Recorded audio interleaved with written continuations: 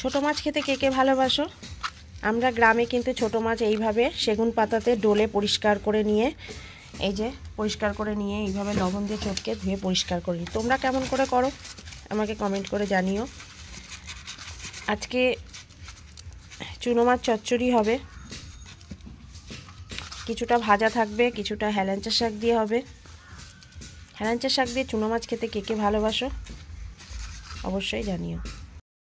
এত ঠান্ডা পড়েছে, আবার চা খাচ্ছি। চা খেতে খেতে রান্নাও বসিয়ে দিয়েছি। এ দেখো মাছটা ধোয়া কমপ্লিট, পরিষ্কার করে ধুয়ে নিয়ে এসেছি। আর এদিকে পেঁয়াজ কালি আলু ভাজা হবে। বললাম চুনো মাছ দিয়ে হেলেঞ্চার শাক এই যে আলু দিয়ে করা হবে, কাঁচা লঙ্কা চিড়ে, আর কিছু কাঁচা টমেটো দিয়েও চুনো মাছ করব, যেটাকে ছোট মাছ আর কি। এই ঝায়া মাছও বলে অনেকে, অনেকে মায়া মাছ বলে, সব রকম মাছই আছে। আর কিছুটা ভেজে রাখবো, ভাজা খেতে উনি ভালোবাসেন খুব, তাই। পেঁয়াজ কালি ভাজা হয়ে গেছে, ওই কড়াইতেই আমি আবার মাছটা ভেজে নেব। মাছে লবণ হলুদও মাখানো হয়ে গেছে।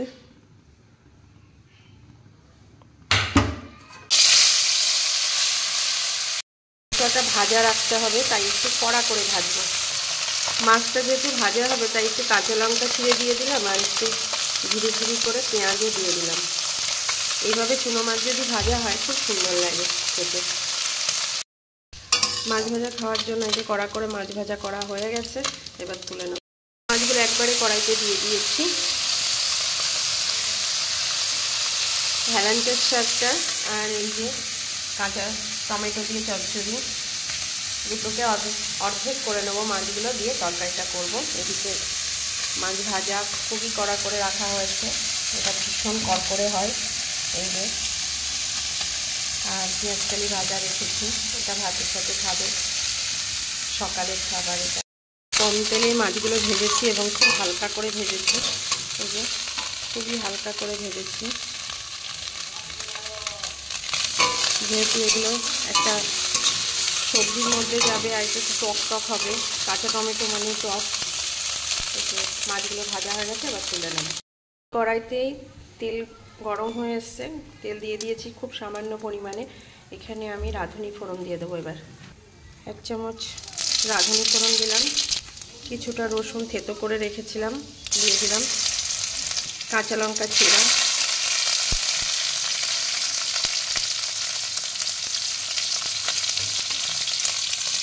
কিছুটা আলু ভাজার মতন করেই ছোটো ছোটো করে সরু সরু করে কাটতে হবে। পরিমাণ মতো লবণ, হলুদ,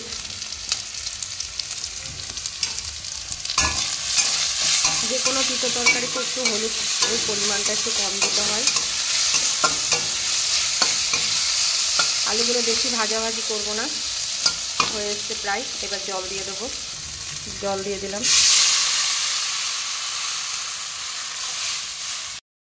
ঝোলটা ফুটে উঠেছে, এইবার আমি হেলেঞ্চার শাকগুলো দিয়ে দেবো।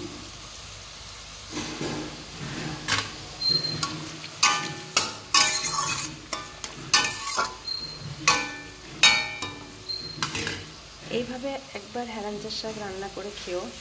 এটা গ্রাম্য পদ্ধতিতে একটা রান্না, কিন্তু খুব সুন্দর লাগে এবং শরীরের জন্য খুব ভালো। হেলেঞ্চার শাক খাওয়া খুব উপকার। এবার শাকের উপরে আমি মাছ ভাজাগুলো দিয়ে দেবো।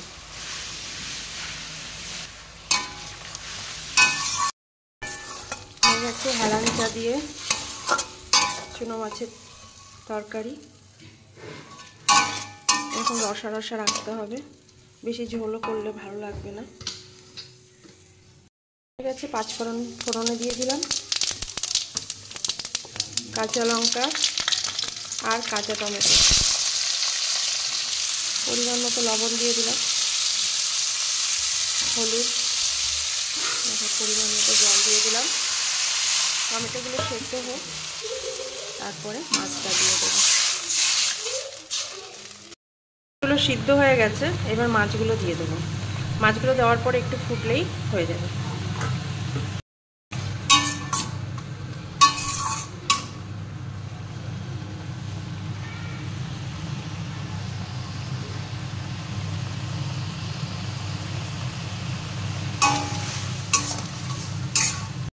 কাঁচা টমেটো দিয়ে চুনো মাছ,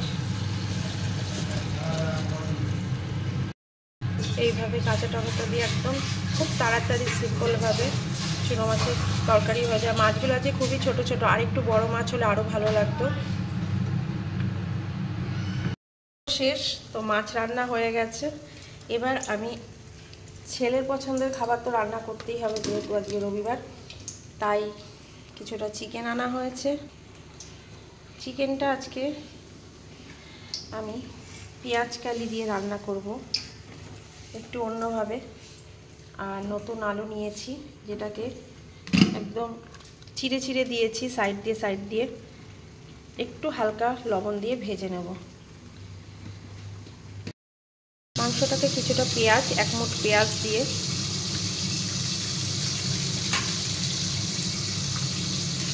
অল্প কিছু রসুনের কোয়া, কিছুটা পেঁয়াজের কালি,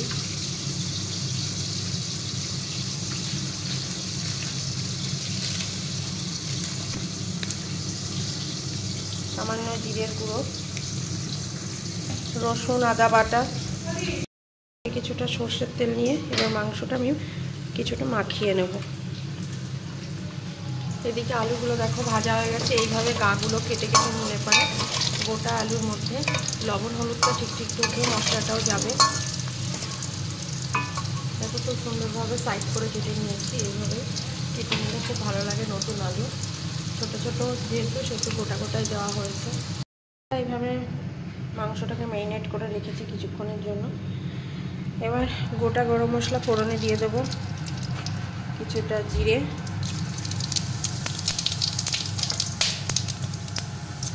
পেঁয়াজ কুচি,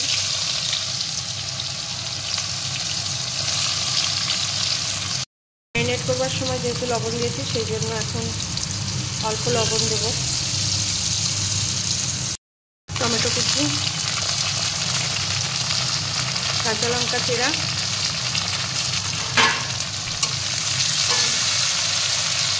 আদা রসুন বাটা, আদা রসুনের গন্ধটা একটু চলে গেলে মাংসটা ম্যারিনেট করে রেখেছি সেটা দিয়ে দেবো। তেলটা ছেড়ে দিয়েছে। এবার জিরের গুঁড়ো, লঙ্কার গুঁড়ো আর হলুদ গুঁড়ো দিয়ে দিলাম, সামান্য একটু জল, মশলার বাটি ধোয়া জলটাই দিলাম। মশলা কষানোর মধ্যেই আমি ধনেপাতাটা দিয়ে দেবো। ধনেপাতা দিয়ে মশলাটার সাথে কষিয়ে নিচ্ছি। মশলা তেল উঠে এসছে, এইবার ম্যারিনেট করা মাংসটা দিয়ে দিই।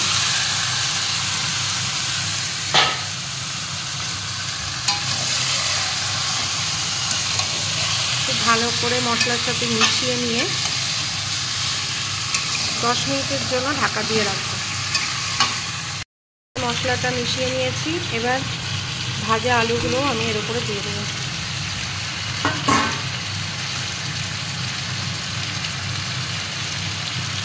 কিছুটা টমেটো কুচি দিয়ে দিলাম।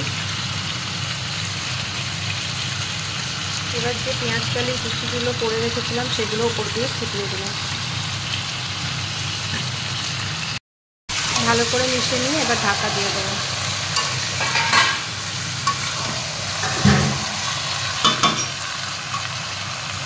এখন যেহেতু পেঁয়াজ কালি আছে, পেঁয়াজের কালি বা পেঁয়াজের পাতা দিয়ে চিকেন এইভাবে রান্না করলে ভালোই লাগে।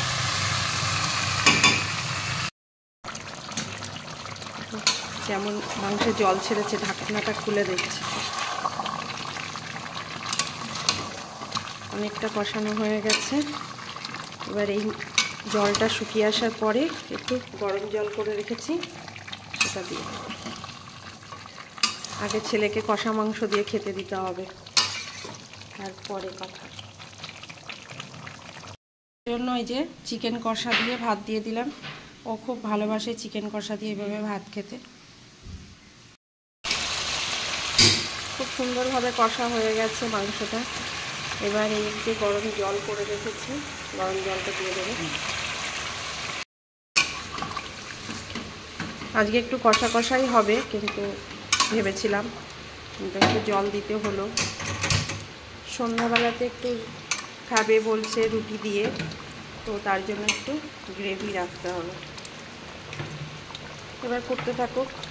আলুগুলো একটু সেদ্ধ কম আছে মনে হয়, হয়ে যাবে ততক্ষণ।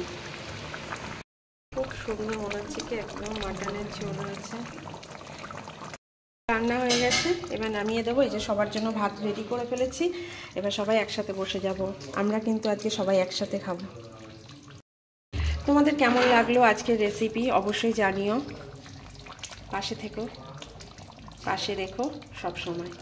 আবার দেখা হচ্ছে নতুন একটা ব্লগ নিয়ে, নতুনভাবে। সবাই সুস্থ থেকো, ভালো থেকো, টাটা।